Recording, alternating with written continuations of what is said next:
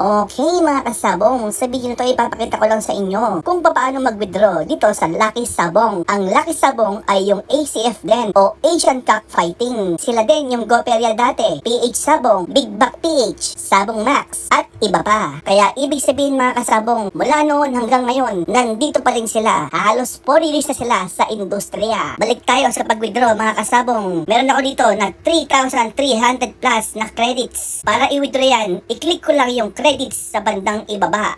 Tapos, i-click naman ang withdraw sa bandang itaas kanan. Piliin lang ang GCash o Maya. Ang pipiliin ko ay GCash. Tapos, kung magkano ang amount na gusto mong i-withdraw, mag-withdraw ako ng 3,2. Meron siyang fee mga kasabong na 48 pesos. Kaya ang marireceive ko ay 3,152. Click ko na yung continue. Tapos, i-enter mo lang ang withdrawal pin mo. Pag okay na, ay antay na lang itong pumasok. Pakita ko na rin mga kasabong itong transactions. Ayan, makikita nyo na yung 3,2 na withdraw ko ay processing na. At ipapakita ko rin sa inyo itong mga iba kong withdraw dati.